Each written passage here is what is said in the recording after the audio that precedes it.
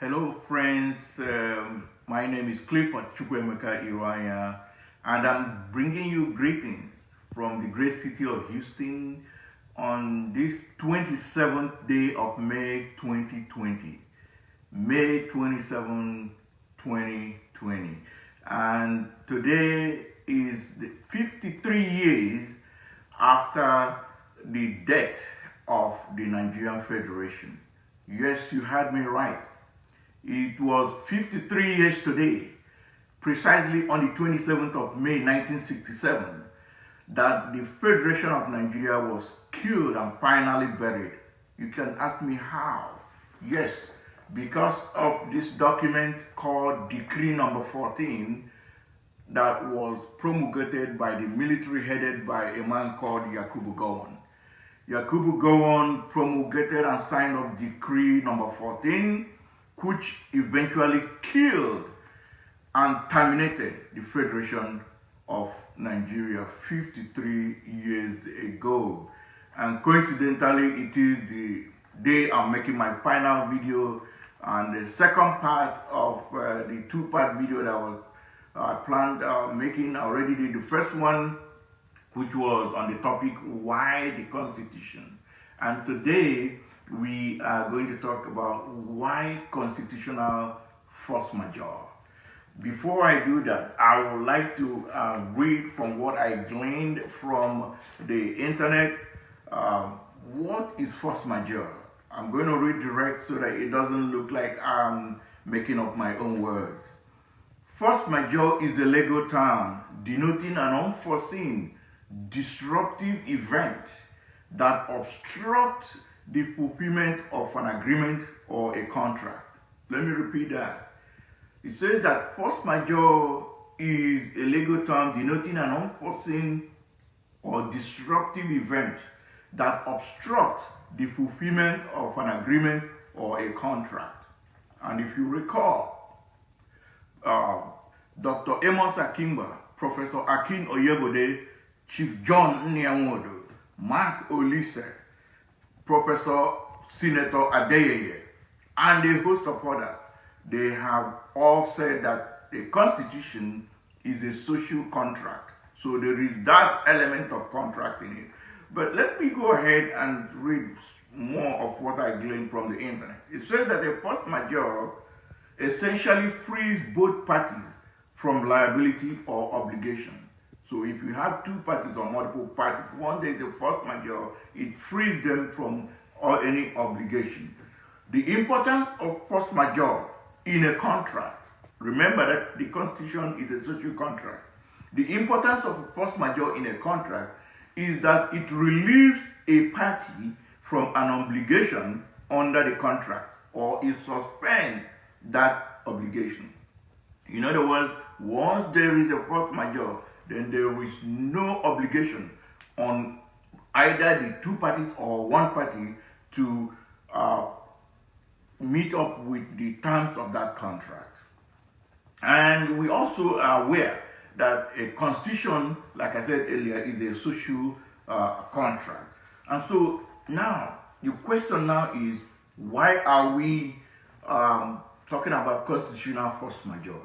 I have a couple of reasons here, especially with respect to the Constitution we're talking about, which is the fraudulent 1999 Constitution that was written by a gentleman called, I don't know if he's gentle anyway, but by a man called General Abdul Salami Abubakar.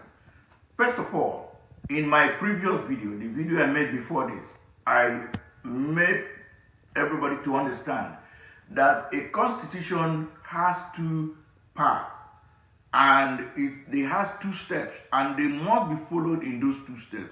The first step is that there must be an agreement to form a union. And the second step is that those who agree to form a union will now agree to give and to enact to themselves that constitution. Now, with respect to the 1999 fraudulent constitution, the people of Nigeria never agreed to form a union. I am saying, because it is very important that people understand, my premise. I said with respect to the 1999 Constitution. Of course, we had the 1963 Constitution, and I'm going to come to that. But with respect to the 1999 Constitution, the people of Nigeria never ever agreed to any union. Now, the second part, it says we the people agreed to give, enact, and make unto ourselves this constitution. That is not true, because when you say we the people, it means we, the people of Igbo, we, the people of Ijo, we, the people of Nupe, we, the people of Urobo, we, the people of Isoko, we, the people of Anan, Efik, Ishekiri, Okpe, and so on and so forth, that we agreed to give ourselves this constitution. That is a lie from the pit of hell. So first of all, we never agreed to form a union. Secondly, we never at any point in time discussed and agreed to give ourselves those terms in the Constitution. Then number three is also a constitution gets legitimacy when that constitution is put in place by a referendum. Every constitution in this world is brought into legitimacy via a referendum. There has to be a referendum.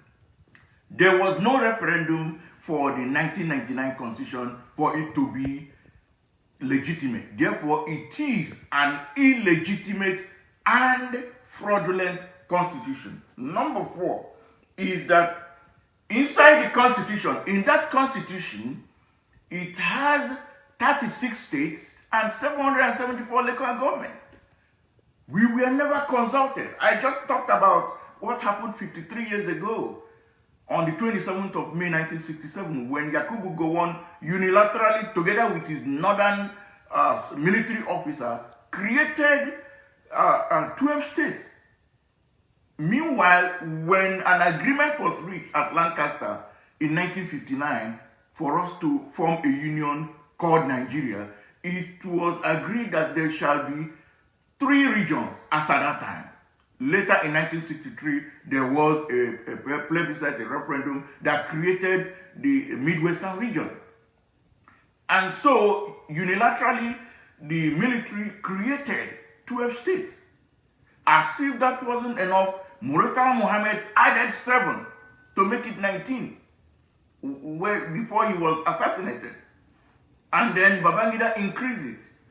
And Abacha also added on top. All of them military soldiers, military officers from the northern part, not just the northern, the Fulani part of Nigeria. And with that, they had 774 local government areas. We were never consulted. We never discussed it. It wasn't agreed. And they even gerrymandered it in such a way that a majority of those states are located in the northern part, including the local government. So that is number 4 reason. Number 5 is that the Constitution has skewed the process of revenue generation and allocation. The only constitution that was validly made, the 1963 Constitution, if you go to section 140 of the 1963 Constitution, you find out that the regions that produce the resources or that generated this money take 50%, and then 30% out of the remaining 50% goes into what is called a pool, an account pool. It goes into what is called a pool, and it is from there that the money is shared according to certain ratio among the 4 regions. That is the northern region, the south, the western region, the midwestern region, and the eastern region. That is section 140 and section 141 in chapter 9 of 1963 Constitution. Now, what do we have? In the fraudulent 1999 Constitution, in section 162, subsections 1 and 2, they share the money, all the money generated in Nigeria is put into what is called a federation account. And when that money is about to be distributed, it is distributed not according to where the money was generated, where the revenue was generated, but rather it's shared according to the size of the state, the population of the state, and the number of local government area in that state. Section 162, subsections 1 and 2, which is an anathema. So it is a ground for constitutional force majeure. The other thing we want to talk about is that, we are no longer living according to the agreement that was reached at the Lancaster House. Nigeria, as at the time the founding fathers were going for independence, agreed that the country should be a secular state. And now it is no longer so, which is a deviation from the agreement that was reached to be a union. It is a complete and total deviation, and therefore it calls for a constitutional force majeure, because it is a disruptive event that is not in any way in tandem with what was reached. The 1963 Constitution did not in any way have anything about secularity even mentioned there. Unlike the 1999 fraudulent Constitution that says in section 10 that Nigeria shall be a secular state. There is even nothing like that in 1963 Constitution. Yet, there is no exclusive section for Sharia system. As a matter of fact, for those who do not know, in section 119 of 1963 Constitution, that is the only place you find Sharia court. Sharia is mentioned or was mentioned only 11 times. 11 times in the 1963 Constitution. And it is only in section 119. That is it. That is chapter 8 of the 1963 Constitution. Whereas in 1999 fraudulent and illegitimate Constitution, Sharia was mentioned 73 times. 73 times. And not just that. The 1999 Constitution devoted 5 sections, 5 solid sections for Sharia and Islam. Section 260, Section 261, 262, 263, and 264 are all exclusively for Sharia and Islam. As a matter of fact, when you take the word count, I noted it down. Sharia was mentioned, like I said, 73 times. Islam was mentioned 28 times. Grand Qadi was mentioned 54 times. And Muslim was mentioned 10 times. There is no other religion that was, whether it's Christianity or whatever, nothing was mentioned about them. Therefore, we have moved away from the secular nation that was agreed to at the Lancaster House. So it is a ground for constitutional force majeure. The other thing I want to talk about is the issue of the things that have happened that has led this country called Nigeria to that point where it becomes an extraordinary event, a very disruptive event that calls for a constitutional force majeure. Let me give you 4 examples. Example number 1. If you go to section 10 of the fraudulent 1999 Constitution, it says that Nigeria shall be a secular state, that there shall be no state religion either at the federal or at the state level. But now as we speak, even as far back as the year 2000, 12 states in the north impose Sharia. So there's a Sharia imposition. That's number 1. Number 2, Nigeria is a ranking member, not just ordinary, a ranking member of the Organization of Islamic Countries. I always say this, forget about they put conference, no. They just use conference as a camouflage. They call it Organization of Islamic Conference. That's a camouflage. The true meaning is Organization of Islamic Country. Nigeria is a ranking member of Organization of Islamic Country, which negates even their fraudulent constitution that says that there should be no state religion. So why is Nigeria officially a ranking member of Organization of Islamic Country? Number 3, Nigerian constitution has hijacked our sovereignties and our autonomy. For instance, in Section 79 of 1963 Constitution, it gives the power to the regions to own, to regulate, to develop, to own, regulate, and distribute electricity.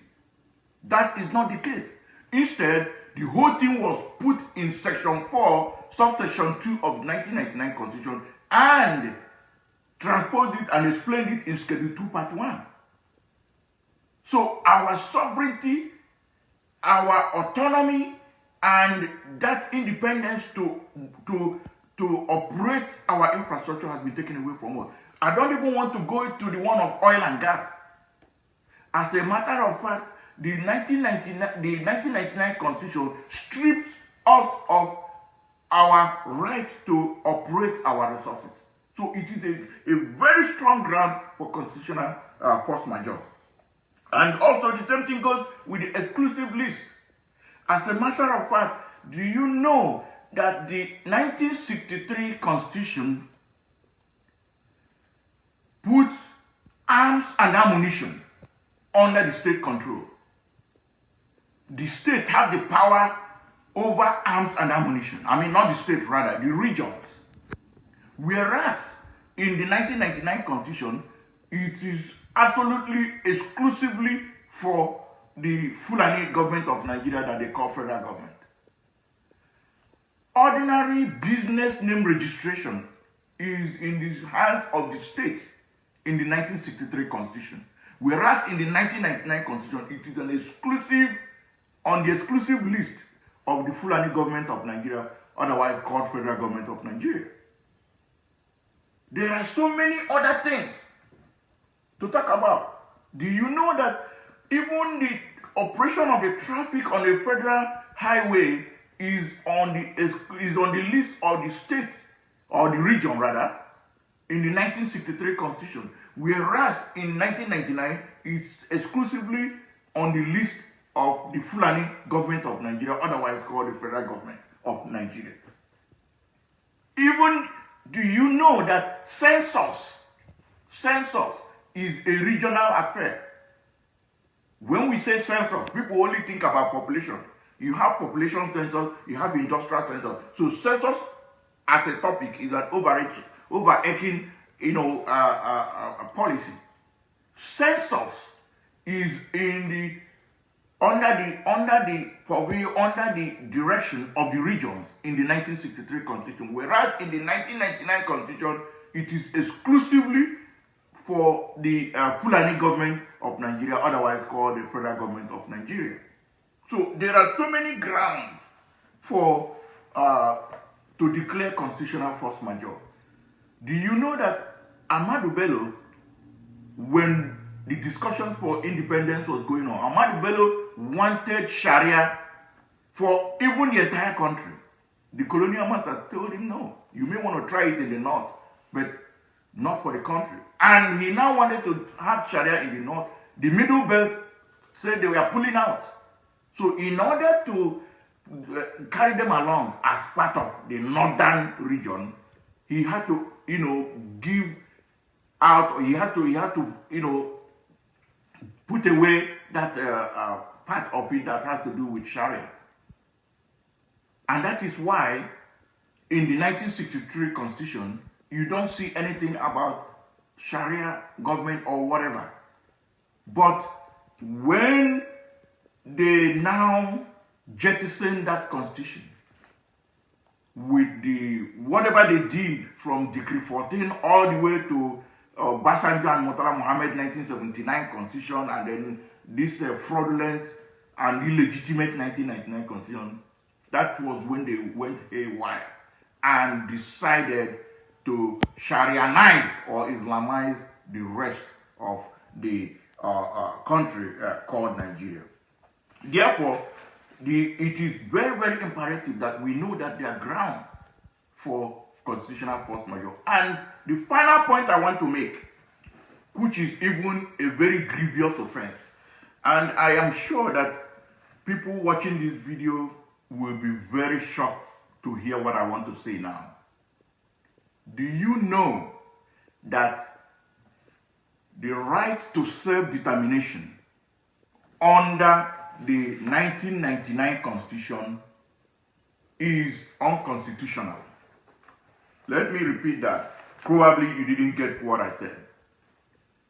It is unconstitutional for you to clamor for self-determination according to the 1999 Constitution.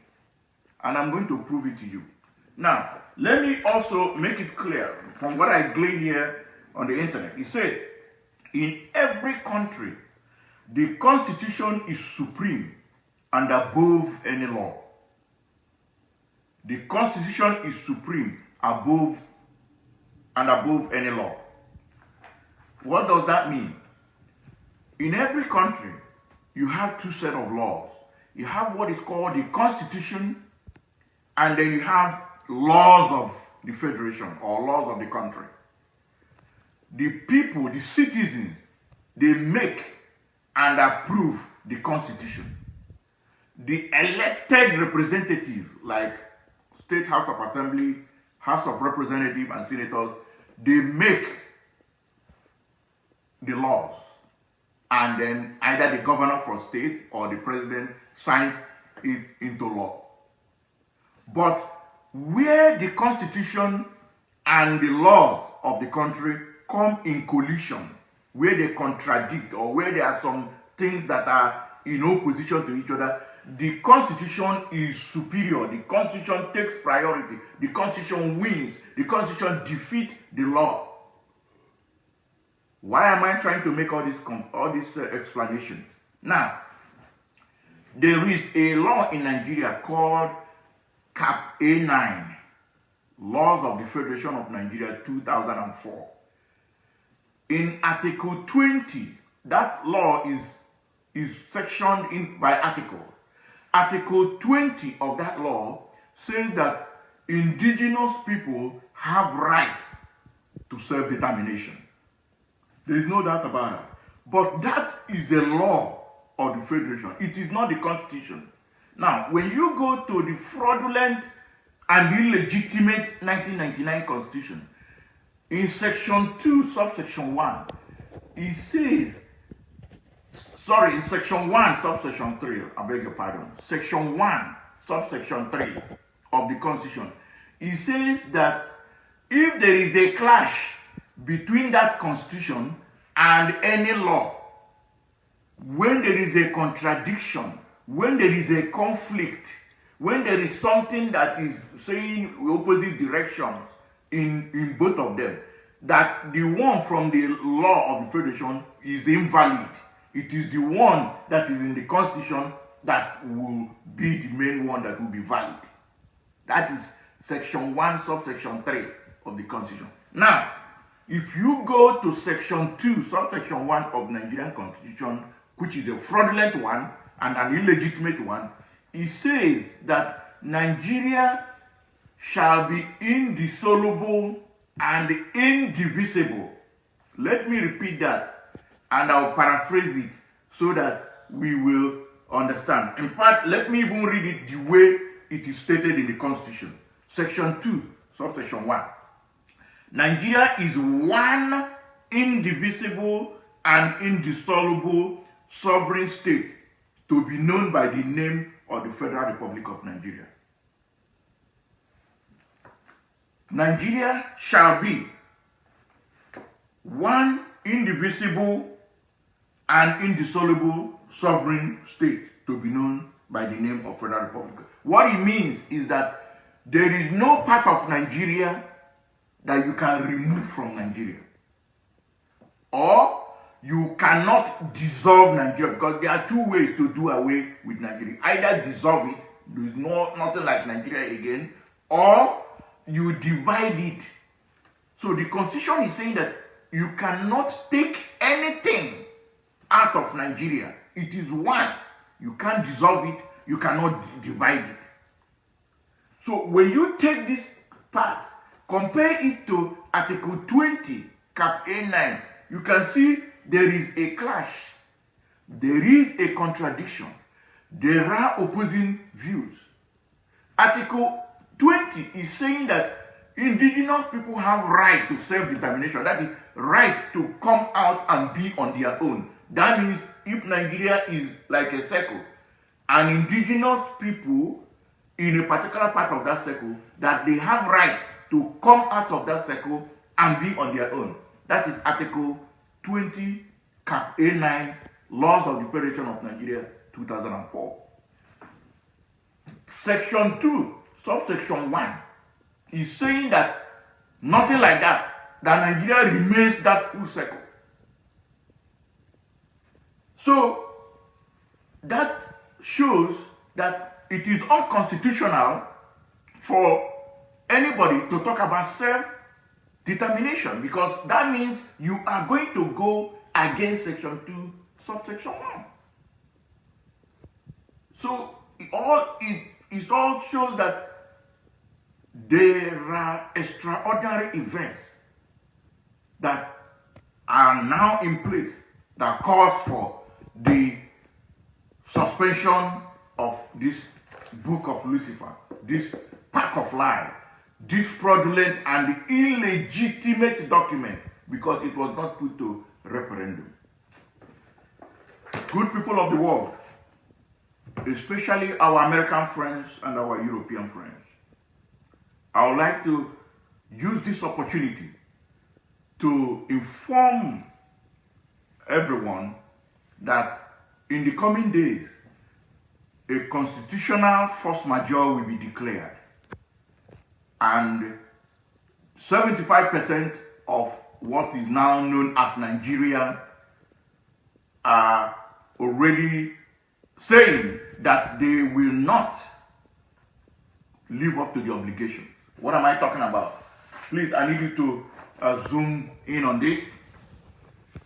This is called the Alliance Territory. You have the Lower Niger area, there is the Middle Belt, and there is also the Yoruba nation, or the Oduduwa. These three, you can see like more of an ash-colored area. These three blocks, they have come together to say they have had enough of that deceit. They have had enough of that fraudulent and illegitimate constitution, because they cannot cohabit with this green path, which is the Sharia region. By the way, this Sharia region, they have two philosophies. One is they say that all men are not equal, are not born equal, and that they have the right to rule. As a matter of fact, one of them, a governor, his name is El-Rufai, he said it's an insult for everybody to say that we are equal in Nigeria. Then number two is that they believe that if they have a duty of faith to kill the infidel. The infidels are those in this alliance territory. If they have it as a duty of faith, is what they owe their God, to kill the rest of the people here. And therefore, and why are they doing that? They're doing that because they are empowered by this document, this constitution. And so we cannot continue to live a life of fear or death or a life of total domination and whatever because of this document. And therefore, the alliance territory, made up of the three blocks of the Middle Belt, the Southwest, which is the Oduduwa, and the Lower Niger area, they are in unison, and they are going to declare a constitutional force majeure in the coming days. Therefore, we are calling for the support of the international community, the Americans, the Europeans, the Asians, wherever they are. Everybody should rally around and support this upcoming constitutional force majeure, which is coming up in a couple of days' time. Thank you very much for listening, and God bless you all. Bye-bye for now.